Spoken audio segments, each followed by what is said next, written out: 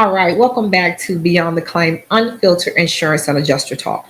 Today's episode, I want to share something important with you all.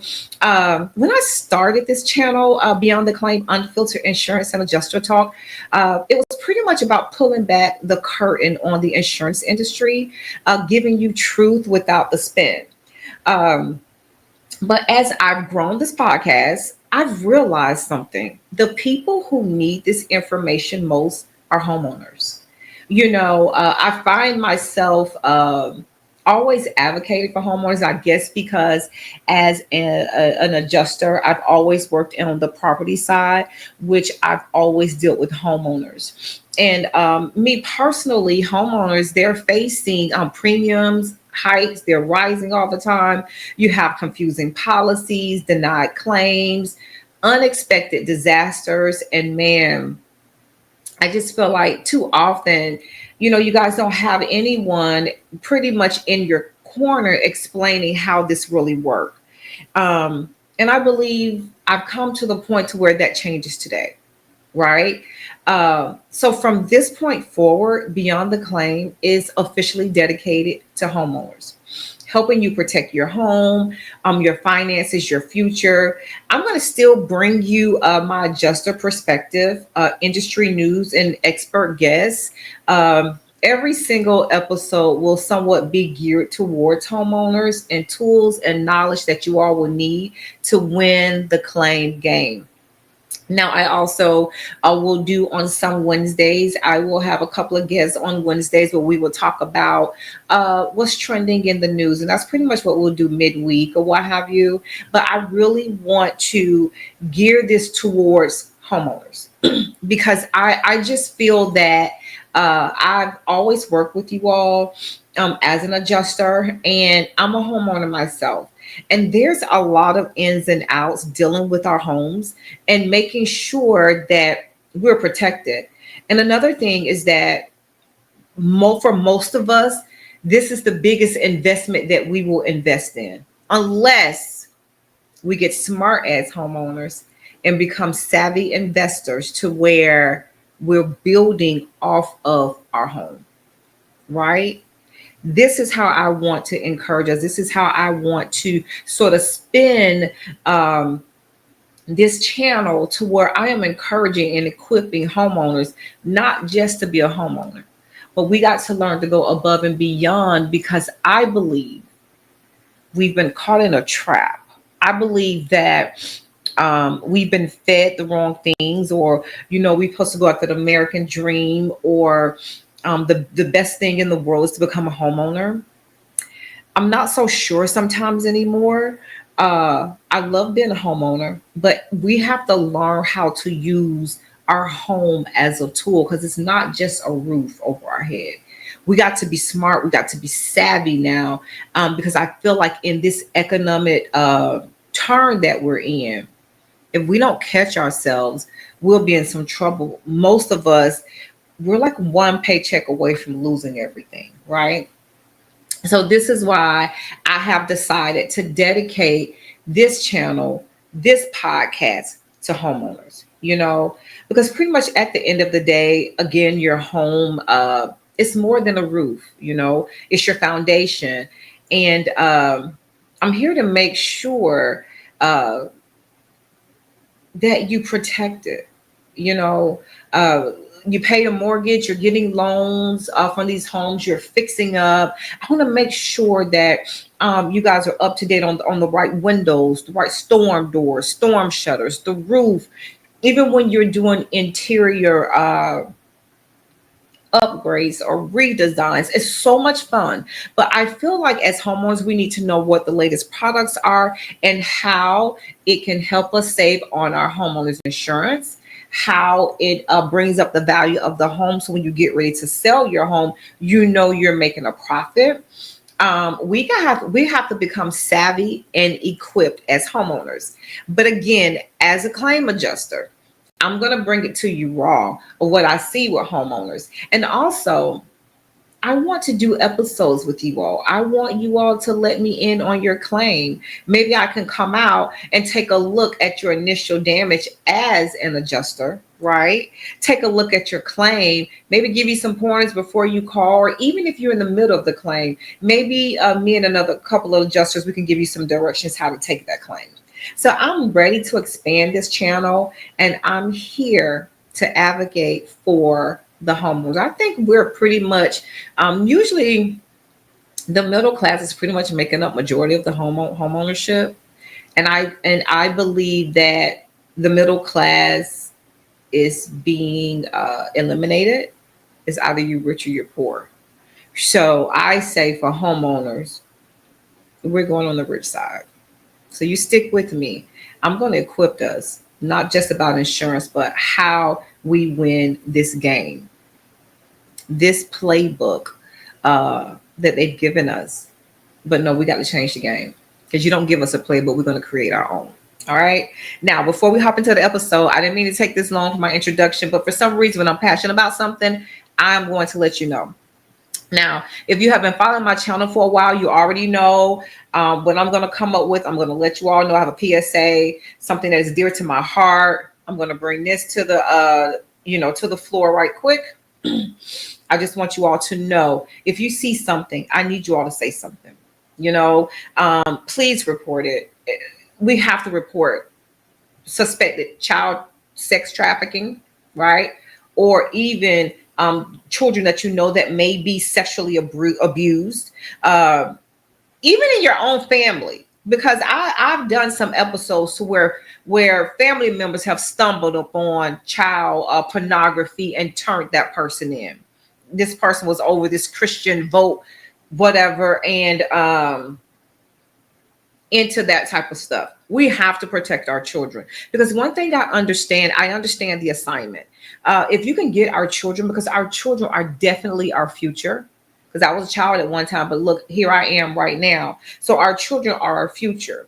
And if we can grab our children at a young age and steer them the way that we know need to go, allow them to have an opportunity to grow without anyone sexually molesting them or taking advantage of them sexually, this is what we have to do, right? We owe this for these children. These children didn't ask to be here. So me personally, I feel that every voice matters. Every child deserves protection, right? So please call the National Human Trafficking Hotline at 1-888-373-7888.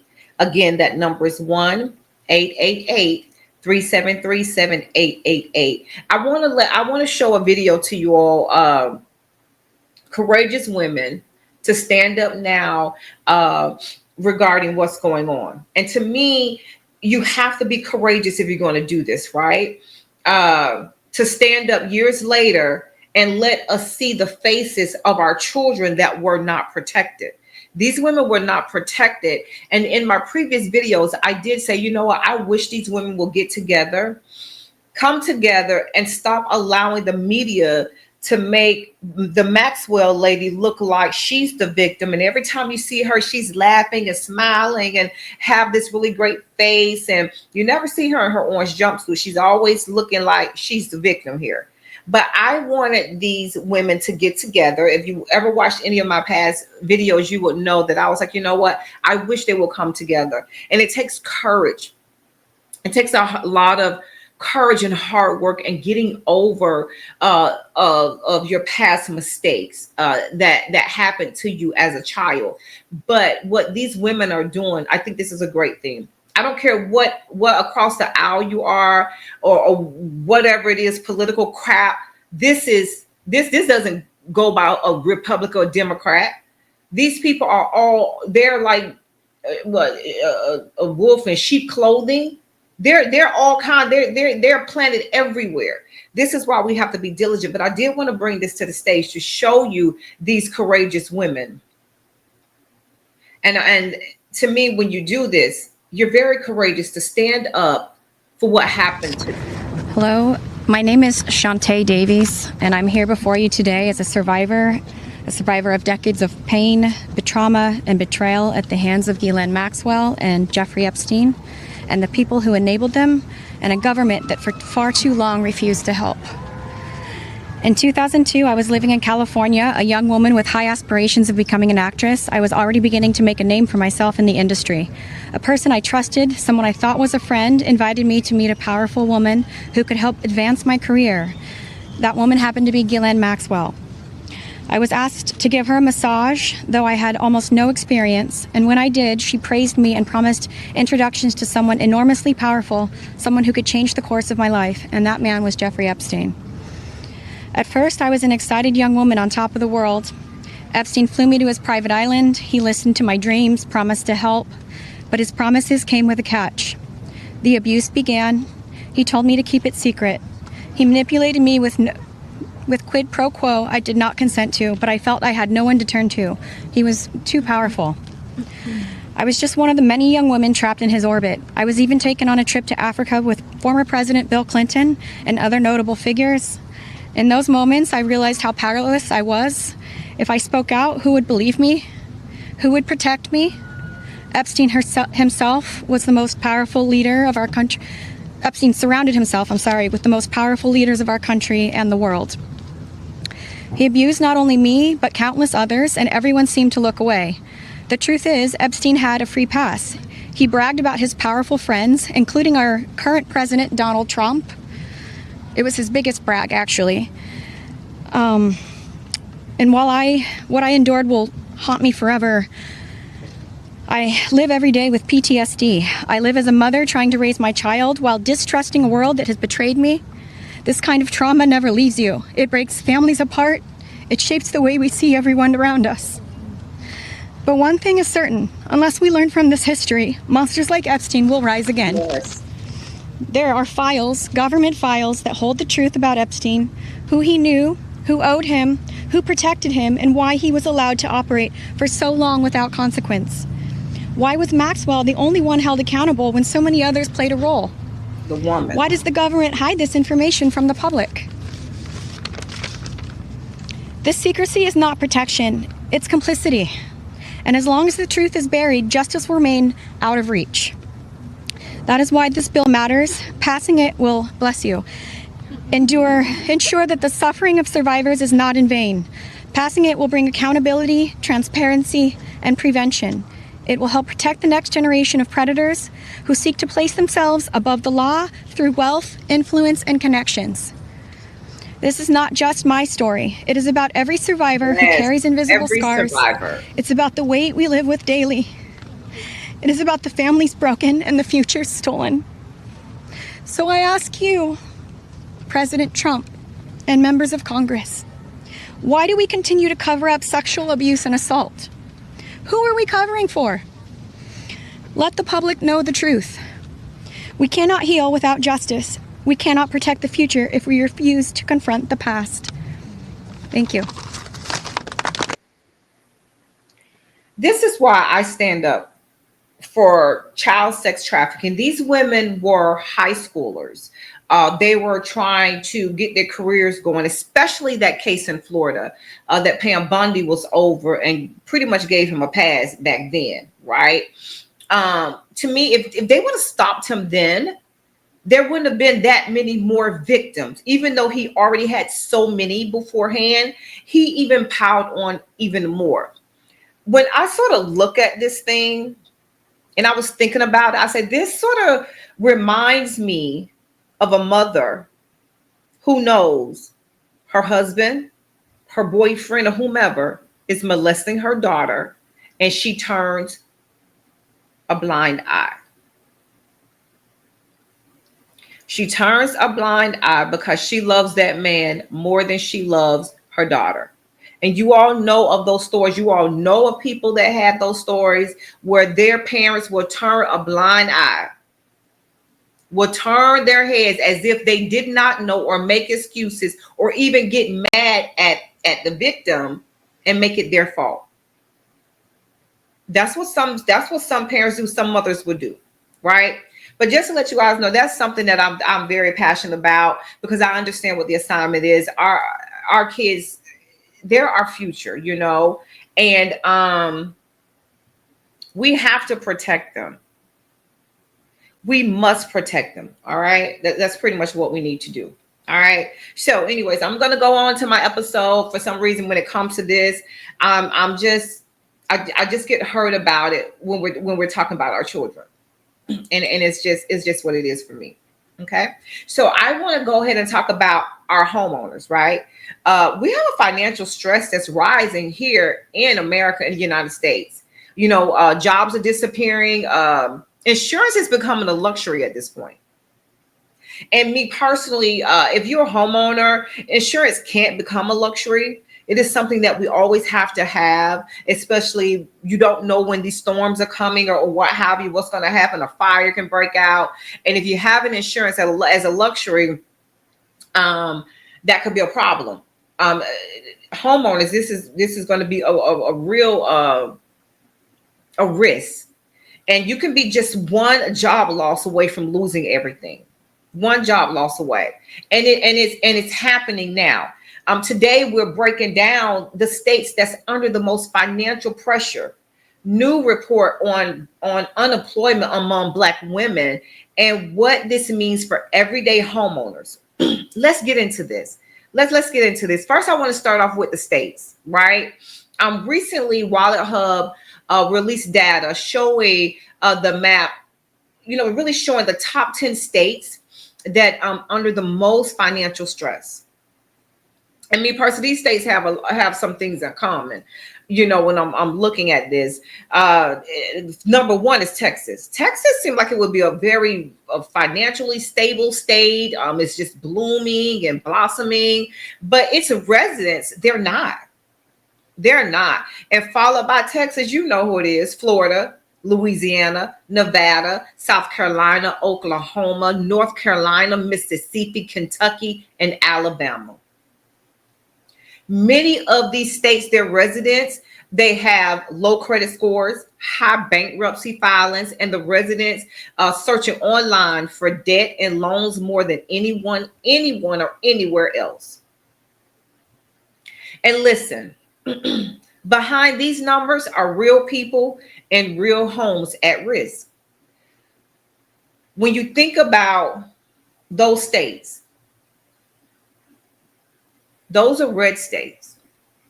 And one of the research that was shown is that a lot of those red states have these rural areas where education is not important. And so a lot of times, you become not well informed or well educated about what's going on in your area. You're used to living a certain lifestyle, and then once that job is gone that you worked at for 30 years, the plant decided to close down, the manufacturer decided to leave, you're in trouble. And those are the homes that are at risk. Because I'm going to tell you, a lot of times we like home ownership, right? That's what was ingrained in us to become homeowners. That was the American dream, to become a homeowner, to have the white picket fence, a dog with 2 kids, that was sort of, I would say, like brainwashed. We were brainwashed for that. And I even question the American dream when I hear people say the American dream. And I'm like, well, I think at this point, we need to start dictating and writing out our own American dream. Our own. No one tells us anymore of what the American dream looked like. No one fudged things for us anymore. We have to take the scales off our eyes and begin to look around in our area and say, is this really how I want to live? Do I want to live paycheck to paycheck? Do I want to be unemployed? Do I want to be sucked in this rat race all the time? And majority of people are homeowners. We own our homes. We pour money into these homes, right? I'm looking around my home office, and this is an addition that I made to my home, and I love my home office. And I look at us and say, we have to start being smart homeowners. Courageous and making our own dreams come true instead of getting sucked into this American dream. Yes, we can own our homes, but we also have to own things beyond our home, just in case the market shift or statistics shift or the unemployment shifts, right? This is something that we have to do. Now, I do want to bring up another topic of what I did see. Black women, unemployment, job report. I'm gonna tell you something. Let's see the data. There's data here. The reports are showing that more than 300,000 Black women left the workforce this year. The unemployment rate among Black women is climbing. And the same for the jobs. There were really no jobs created or added. Look, take a look at this. I want to show this to you, a news clipping that I saw pretty much about this Black women unemployment. I'm gonna tell you something. We're a backbone to this country, or even to our community, to our family. To the economy now, where staggering numbers have been released surrounding Black women in the labor force. A new report shows more than 300,000 Black women have left the workforce in just the last several months. That's according to the U.S. Bureau of Labor Statistics. Joining me now is gender economist Katika Roy to break this all down and why they're leaving. Katika, thank you so much for being with us. You recently wrote an article where you say that this isn't happening by accident. Why do you think it is happening? This is happening because of cuts to public sector positions. So if you look at the federal labor force, Black women make up just over 12% of the federal labor force. It's about double their representation in the labor force overall. And when you have targeted cuts up to 50% in organizations such as the Department of Education and HHS, you're not just trimming the fat, you're actually cutting the economic backbone for Black women. Wow. And so what are some of the spillover effects from all of this? Well, one of the things that we know is that there is a connection between women's labor force participation and GDP. So just Black women's labor force participation has dropped by just over 2% in the last 3 months. And that has sucked over $37 billion out of US GDP. So this is the economic cost of gender policy ignorance. Wow. This is really fascinating because do you think that most people are unaware of the actual impacts of things like this? Absolutely. So when we often think about women's issues or Black women's issues, we think of it as an over there problem. It's not. It's an everybody problem. When our economy grows, that has more jobs and more income for everyone. So we know, for instance, overall, that for every 1 percentage point that women leave the labor force, there's a $146 billion hit to GDP. Oh my gosh. And so we've talked about the consequences, but is there an upside to all of this? Are we seeing women pivoting to entrepreneurship as they're leaving the workforce? What then are they doing? That's a great question. And the truth is, we don't know where all of the 300,000 Black women that have actually been pushed out of the labor force have gone. We know that some of them have gone into entrepreneurship, which is not only because of luxury, but it's actually because of survival. Yeah. And this is really a testament to their resilience, but it also shows the rigidity in our traditional employment systems. Are there any other groups that we are seeing largely impacted in this way in the labor workforce? Not to this extent. So I track all of the data, as you can imagine, month over month by gender and race and ethnicity. And I started to see this trend about 3 months ago with this really precipitous drop in Black women out of the labor force. And this is a huge hit. And historically, just to give you a sense of the historical context, this is the first time in years that Black women's labor force participation has fallen below Latina's labor force participation. Wow. It's really fascinating to see these numbers, to hear you explain all of it and break down the real world impacts on our GDP and the economy at large. Let me tell you something. I know as a Black woman, when we are stable, when we have employment, we want a home. We want a stable home. We want a home that we feel like is an investment and that we can call our own, to where we can start making adjustments and doing home improvements. So with those over 300,000 jobs lost, it's just me personally. I'm just saying this number. I'm like, over half of them own homes. So we have our home ownership. We're going to have a crisis, because as we're not adding any new jobs, and then you're continuing to lose jobs. Yeah, you can see where I'm going with this. So I am here for the homeowner. I'm here for everyone. But also, when I'm looking at those numbers as a Black woman, I know us. Oh, we're going to pivot. We are in survival mode, right?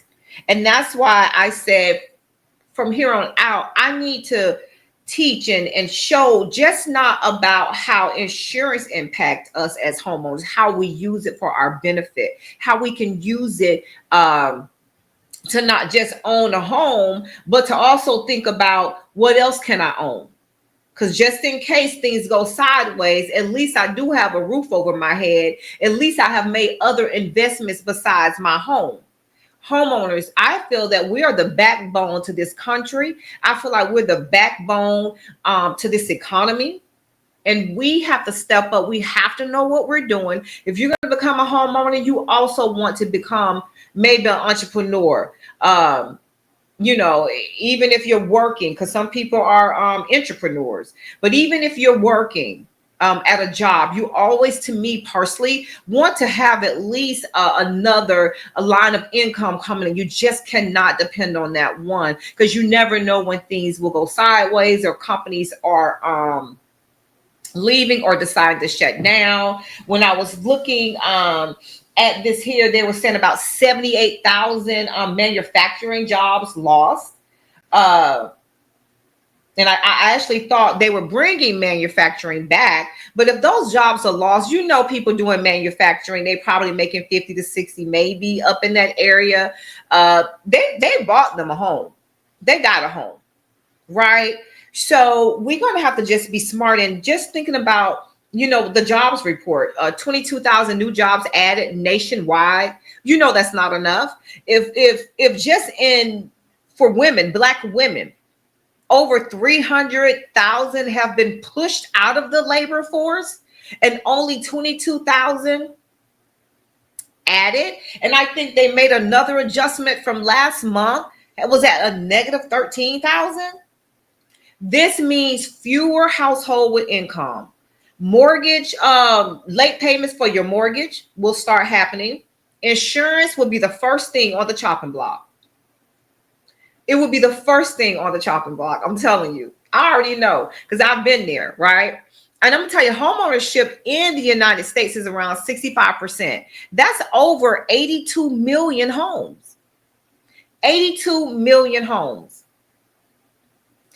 We have to be smart as homeowners. I feel like if we have become a homeowner, we can become more than just a homeowner. We got to protect this thing. We have to. And I can understand insurance being the first thing to go. But then when you let the insurance go, then your investment is at risk. So sometimes we got to learn to pivot, right? Unemployment climbs, those homes are at risk. They're just at risk. Mortgage payments are going to fall behind. Insurance payments are cut. And once your coverage is gone, once that coverage is gone, one storm, one fire, one accident can wipe out everything you worked so hard for. I did an episode about a dog bite. Lady walking with her friend up in my area. The dog bit that lady. They went after that homeowners insurance, because homeowners insurance do protect that. And some homeowners insurance will not even give you coverage if you have a certain type of dog. Right. So, but her homeowners insurance by itself wouldn't cover that. That was a $4.2 million judgment. So not only do homeowners need to look at that, but they also have to look at an additional, maybe an umbrella policy for those things that will come up that's outside of what your homeowners insurance will cover. But the question is, in our economy, in the state of where we are as homeowners, this is our home, this is our roof. Now, I'm not saying that if you lose your home, you can't never get another home. That's not true. That is not true. I've seen people bounce back over and over again. But I'm just saying that for something as our biggest investment that we pour thousands of dollars in, we want to start protecting these homes. And what can we do, as homeowners? What do we do when financial crisis meet home ownership, right? One of the things you want to talk to your lender early. You know what? I say being proactive. There's nothing wrong with being proactive. You don't want to be reactive. You don't want to wait till you lose your job, right? So to me, you want to reach out to your lender now. You may still have your job, but you want to reach out to your lender early and ask about hardship programs. Reshop your insurance.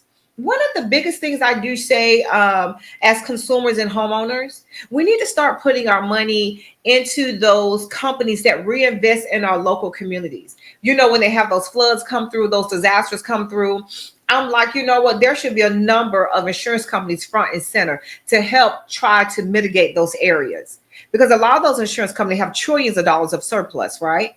We know that FEMA may not be around because the government, I don't know if they believe in FEMA, if they don't believe in FEMA. I'm not quite sure what their belief is on that. But we do know that we spend money with these companies, our local grocery stores. It has to be rebuilt. It has to be mitigated. And if a company want our business, they got to be able to invest back into our communities when we go through these hard times, when those floods come through in Texas.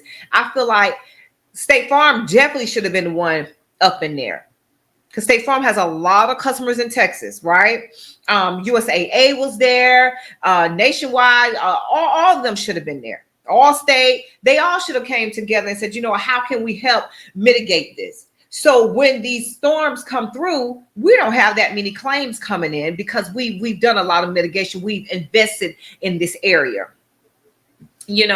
This is something I feel like, we have the power. Somehow I believe in our current state that the power is shifting.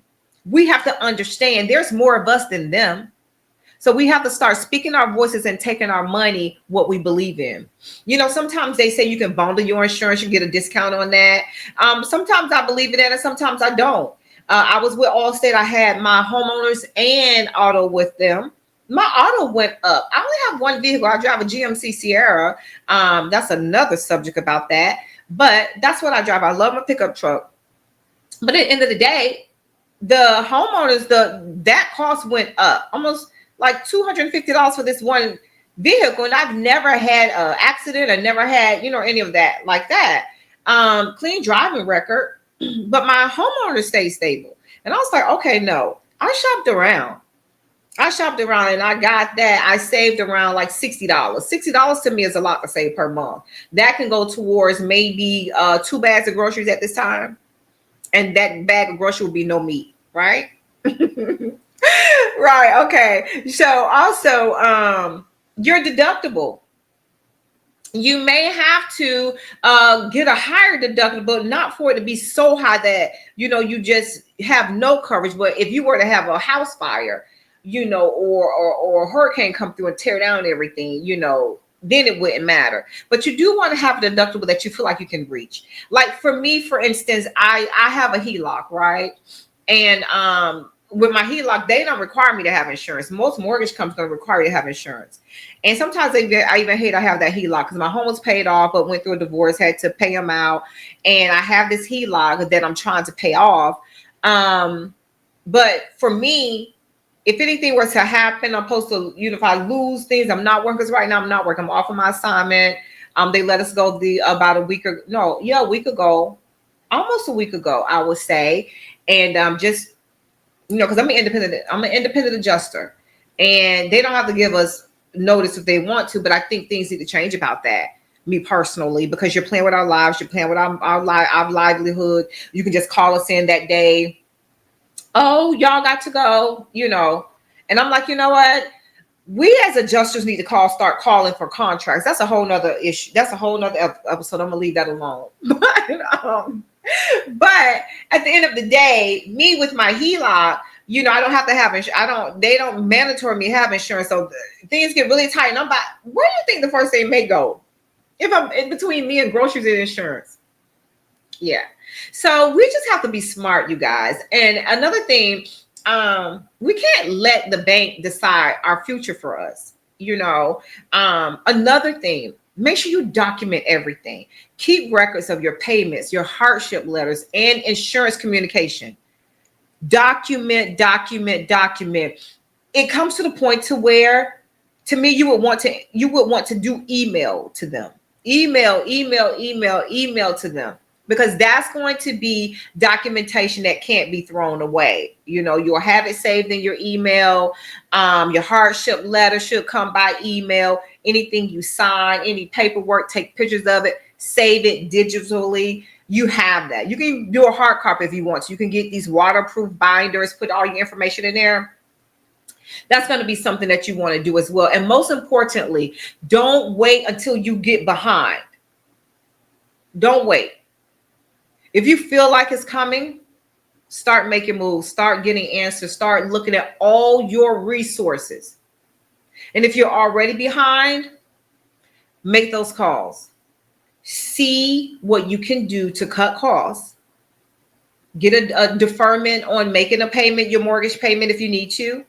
We have to protect our homes, right? Because even me, I have to be real with you guys. When I was running my logistics business, that debt piled up. My logistics company wasn't making any money. Oh my gosh, I had the worst drivers. I eventually had to shut it down, but it affected my personal finances too.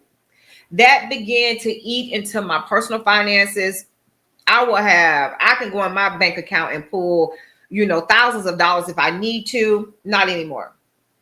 It's just the truth. That was from me having my logistics company, and I believed in it and I invested in it. But I also began to start to feel like I was beginning to lose personal things. And then when I became unemployed from my assignment I was on, oh my gosh. When things got tight, the first thing I thought about was cutting my insurance. I'm being honest with you guys. Why? Because I felt like that extra $300 I didn't have. And another thing is that I did not prepare. Now I am prepared. I'm like, look, I know what I have. I know where I am. I know what my resources are. I know what I have to start cutting. This is what you have to do. You don't want to be blindsided. And I know what it feels like, when this conversation comes up, and it's personal for me. This is why I make these videos. This is why I've become so passionate for homeowners, because it's our home. It's what we invest in. But we got to start being smarter. So listen, here's the bottom line. This economy is unstable. Homeowners are under pressure. We're cutting insurance. It may feel like, we may feel like relief today, but it could cost you your home tomorrow when you're cutting that insurance. Because you don't know, this weather is so unpredictable. You don't know when a tornado is going to spur up or a flood's coming through. Man, you don't know. So we're going to really understand how to protect ourselves, our home, and become savvy homeowners. And so savvy to where we're savvy entrepreneurs as well, right? So this is what I want you guys to do to protect your home. You want to protect your home, protect your family, And don't forget, I created the claim game plan toolkit for homeowners. This will help you review your coverage and prepare before disaster strikes. The link is in the description. Listen, drop a comment. Are you a homeowner feeling the financial squeeze? What tough choices have you had to make? I was even to the point to where, look, I got to get rid of everything. Netflix, Prime, even though I watch those things, here and there. But now I've gotten to the point to where I am so focused on my craft. I may have it playing in the background, but my craft is what got me focused, because I have to understand who's coming to help. Who's coming to help? Let's talk about it. Let's talk about it. That's the end of my episode. I didn't mean to take so long, but sometimes when I'm getting really into topics that I love, especially things that hurt my heart with this child sex trafficking and victims, home ownership, and also claim adjusting. I'm going to help you guys. I want you guys to be prepared. Yeah, prepared. All right. That's the end. That's the end. I have nothing else to say. Take care, and I will see you on the next episode.